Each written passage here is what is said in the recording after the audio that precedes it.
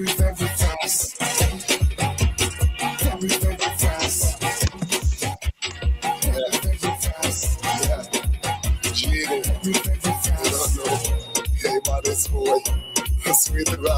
my God. Everybody dreams of he go England. My dreams to go Beckwith. Everybody dreams of he go Canada. WEFM. Fresh sound.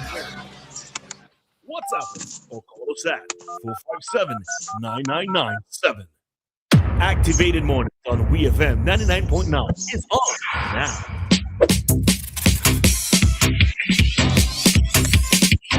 All right, that's it. Time. The Grenadines 15 minutes on to 8 o'clock here on SBG. It's now time for Live Compton with his commentary this morning. Live, good morning. Hello.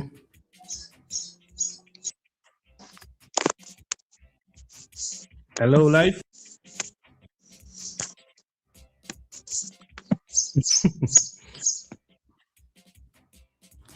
All right, so we're going to get Live just now. All right, so he's gone out to come back in. All right, so we see what interesting topic he's going to bring for us this morning. Seems like these days when Live talk about something, it just eventually happen either a day or two after. Or you mean seeing it in the news? In terms of, I think it was yesterday he was speaking about the mentally ill person. And look what happened yesterday. Oh. Live Compton? Hey, good morning. Technical difficulties. Technical difficulties. Good morning, everyone. Morning. Morning, Live. Morning, everyone. So, the homicide count in St. Vincent has risen to 16. I was yesterday with the death of what I'm reading is a 60-year-old woman in the Diamond area. Diamond seems to be the hot spot in St. Vincent this year. Well, it has always been a hot spot, but a lot of different situations are happening in Diamond this year. I think this is about like the fourth incident in a short space of time out there. And we had the homicide count that takes the homicide count to 16. But in this situation, it is bringing to the forefront once more the issue of mentally unstable people and the lack of the proper professionals in the country to deal with this type of people. So it is alleged that a mentally unstable person is who did this, who committed this recent homicide, and there's a photo circulating of a naked man running to the street, and persons are saying that is the guy that is alleging that is the guy that is responsible for the whole incident, right? Coincidentally, the ongoing case where the lawyer Grant Connell is representing Kesroy Williams, a Belair resident who is charged with possession of a firearm that he made.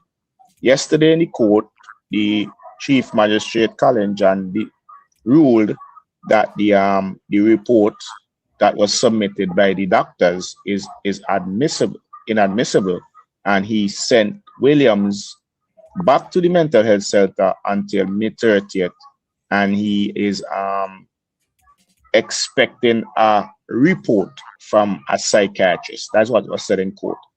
I'm sending him back to the mental health center, and I'm expecting a report from a psychiatrist that explains what is going on with Kesroy Williams. And Connell argued, well, there's no psychiatrist. Sending him back is basically committing him to the mental health center basically until a psychiatrist can say what's going on with him, and we don't have any. And Connell had some objections to him going back there. He wanted bail, but the court said, well, we can't really give him bail because we don't know exactly what's wrong with him. You know what I mean? I can understand the reason from both sides, where the magistrate is saying, well, we're not accepting this report because these people came to court and admitted that they don't really, in my words, this is my words, they kind of came to court and admitted that we really qualified for this thing and we know what we're doing.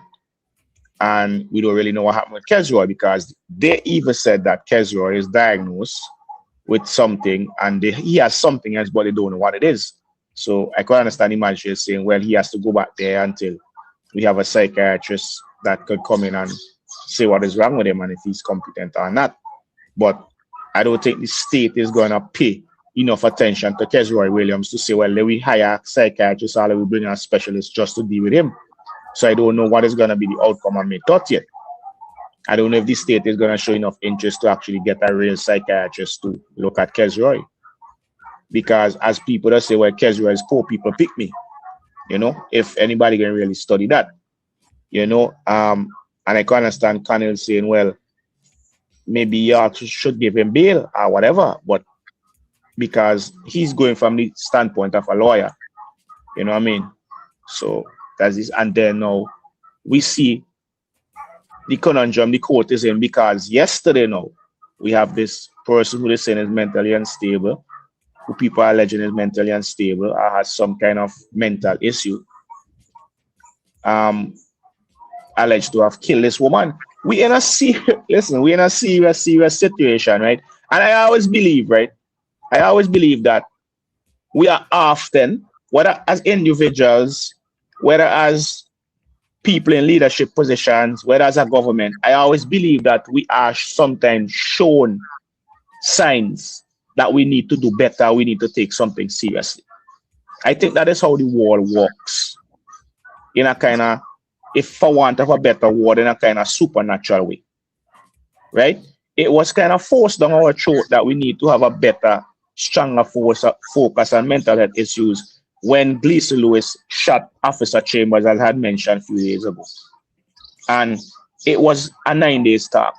And now it is being forced down our throat even that we should take these things seriously. It is being done from a legal perspective now, where the legal system is telling you, listen, we need to take this thing seriously, and we are not. You know? Life, I don't know if you remember the incident in the bus terminal as well. With the girl got her hard neck cut off. Oh, Sean Samuel, I think. Guys, you can hear me, right? You can hear me, Yeah. right? Yeah, but you just sounded the faint, but Hello. all right. I think go ahead now, Life.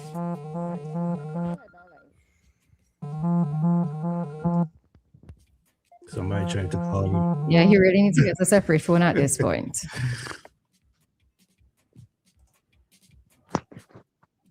All right. So, okay, so just give us a moment, please.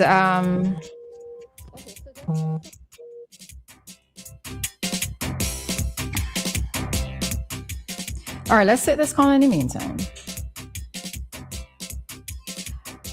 Hello, good morning. Hello, good morning. Morning. And also, there was an incident with the Israel family of Montrose. Hello, good morning. Hi, morning. Yes. Yes. What's his name again? Girani Batiste. Yes. Hello, good morning. Hi, morning. Yes.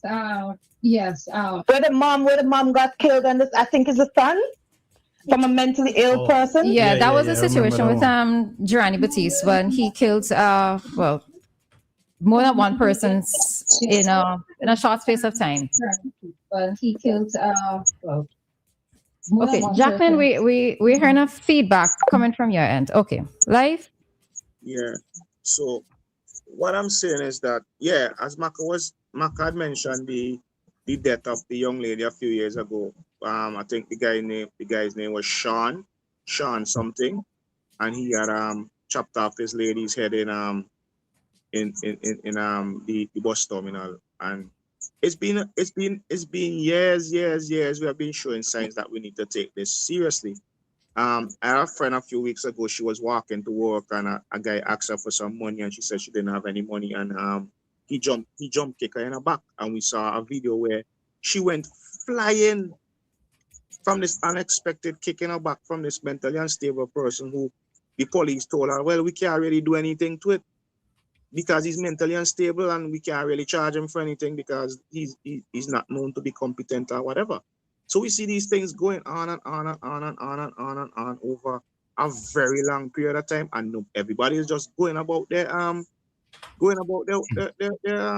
merry lives about it. You know what I mean? All they seem to all the ministry of health does is occasionally we see they post something in the on social media or in local newspapers or whatever, saying that they're looking for psychiatrists.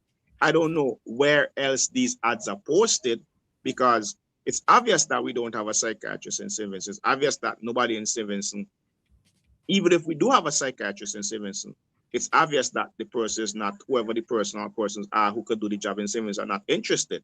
I don't know if posting it in St. Vincent media is going to do anything. Who's going to see it? How many foreigners from, let's say, Barbados, Trinidad, Jamaica, St. Lucia, Grenada, Antigua we'd see that ad.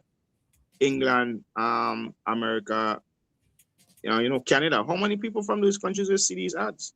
You know what I mean? How effective or how persistent is the search for a psychiatrist in the wider world?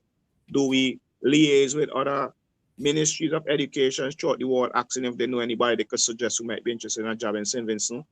Is the salary competitive? That's the next thing. The salary has to be extremely competitive because these individuals demand, anywhere they go, have substantial amount of money to do that job. We saw psychiatrists coming to St. Vincent and leaving after a few months, a few weeks, and saying that, the workload is too much for that pay. So we need to take it seriously. Now, moving away from that a little bit, right? There was a situation yesterday where a young lady named Charmin Barn, I think it's Charmin Barnwell or something like that. Charmin, Yeah, she has been involved in an ongoing well, I don't know if I want to call it a dispute, an ongoing situation where she was saying that she was basically being, I can't even find the word I want to choose my words carefully. So she's involved in an ongoing situation with the government, with the former government, where she was accusing the government of doing certain things to her or whatever. And in relation to her job, there was a video where she was where she posted where a police officer had dragged her out of a government department and all of that, right? Now, a few days ago, she posted a picture with a man with a firearm in his hand, standing on a porch, and the caption is something like, "It's today you can't do your work," or something like that. Now, the people saying the person on the porch is a husband, that's our porch, and the firearm is a board gun, right? And as a result of that post on her social media page, which is very active, the police went and searched her house yesterday. Now, there's a saying that goes, right? Play stupid games and win stupid prizes, right? People must say, "Oh, they know it's a board gun." They cannot know it's a bird gun. We are seeing. Who was saying it's a bird gun? People in the comment section. Yeah, and then the police when the police went yesterday, actually found the board gun, right?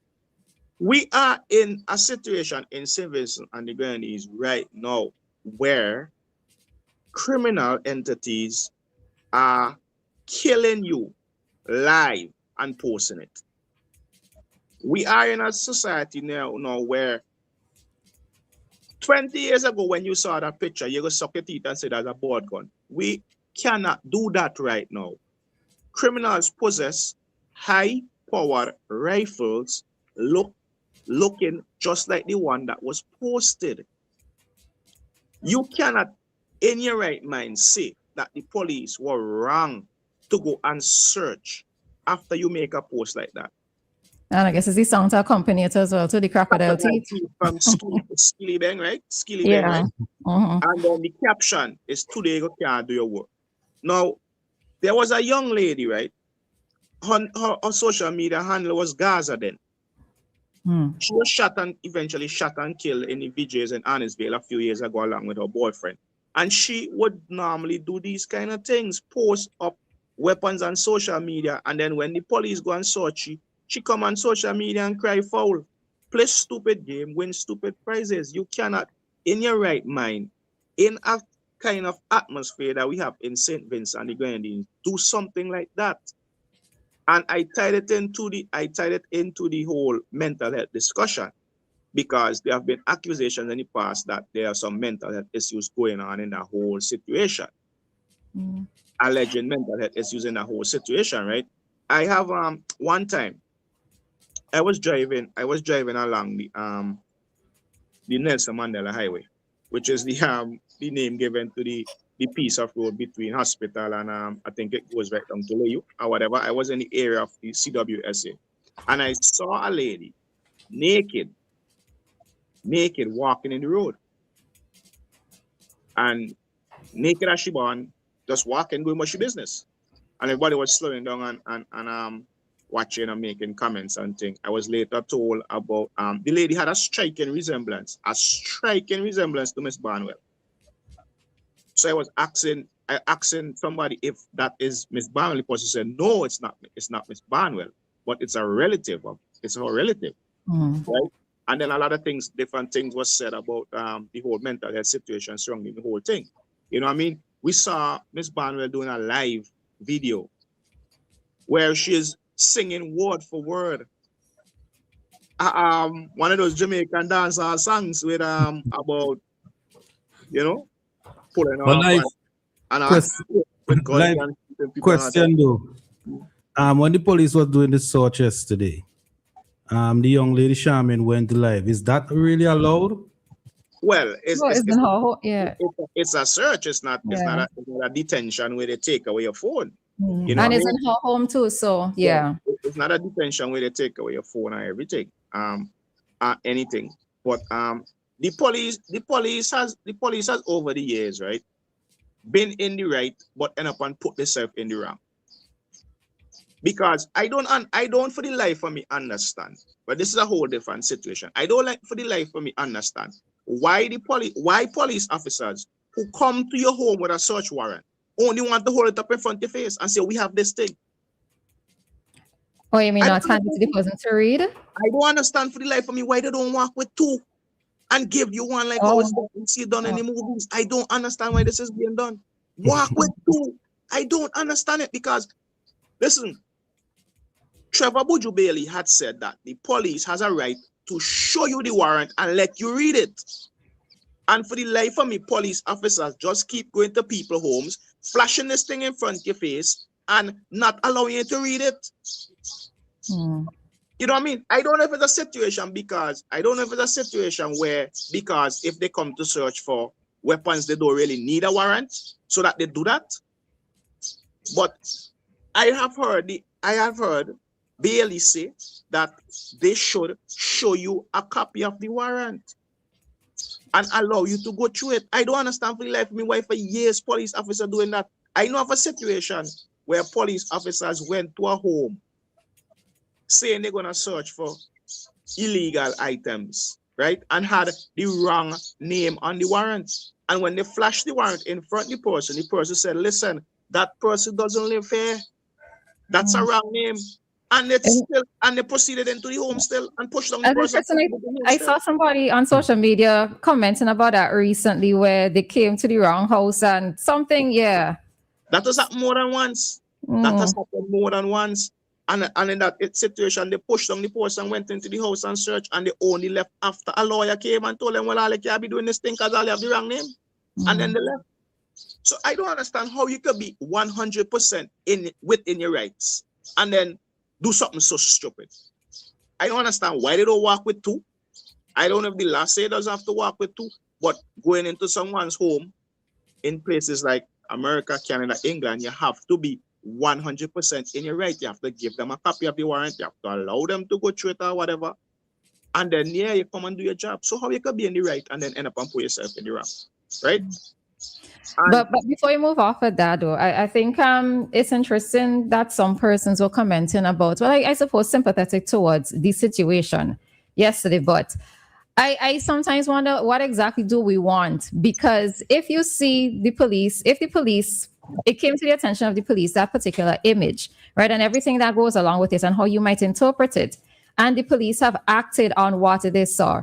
Do we want for police officers to wait until something happens and then take action? Or should we just allow them to do their jobs? You know, so persons who are sympathetic towards it, and they're like, well, they need to be proactive about these type of situations, you know, so. Yeah, because as I said, 10 or 20 years ago, somebody posted a picture like that. We could have laughed and say, yo, that's a board gun.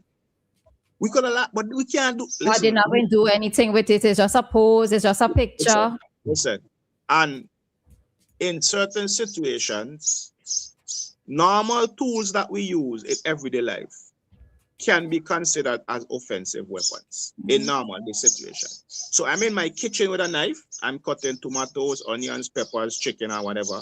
It's not considered offensive weapon. I take that same knife and I come out into the public with it in my pocket, and I'm walking in Kingston, and a police officer finds me with that knife in my pocket, then it can be considered an offensive weapon. I could come onto the road with a bird gun and shoot you in your face with it. As has happened before, because I remember somebody, yeah. So in certain situations, in certain things you post, it will be considered an offensive weapon, because look at this teeth, look at the caption, crocodile teeth from Skillibeng. We all know what crocodile teeth says if we listen to dancehall. And it's today you can't do your work. What does that mean? You know what I mean? What does it mean? It's on the social media page. All right, we need to let's take this call, but then we do need to take the break, and you live would update me after as well. Hi, caller. Good morning. Hi, good morning. Good morning to everyone on live. I really learn a lot from your commentary. Keep up the good work. I have a question though with the case with the guy Williams. How is it that someone who is considered mentally unstable able to come up with guns more than once in less than 2 years? How is that? Does he live alone? Where does he get money? Even if he can assemble the weapon by himself, where does he get money to do all that? And where does he get bullets and all that? How is this? How is he able to do these things if he is then mentally unstable? There is some tact to doing that, to be able to come up with weapons. You would charge for possession, and then what? You serve time, and then you're able again to come up. Something is, and this problem with mental health, it's a challenge worldwide, because we have 8.3 billion people in the world, and we have less than 1 million psychiatrists across the entire world. I can't hear. So I think it's a problem that I don't know who has the answer, honestly. Thanks for taking my call in here. Okay. All right. Thanks, caller. All right. Like you want to, she was the person was commenting you on your commentary, and life gone. All right. Let's take the break, and I need to confirm with Life. He's coming back to do the part 2. Okay, so while we wait, you know what? Let's take the break, and then we'll be back with more. All right. This is Activated Mornings here on WEFM. At time here in SVG, it is 8:08, and our time check came to us to the compliments of New Haven Funeral Home. Nothing else sounds as good as WEFM, the clean, fresh sound. Death is a fact of life. Even though death is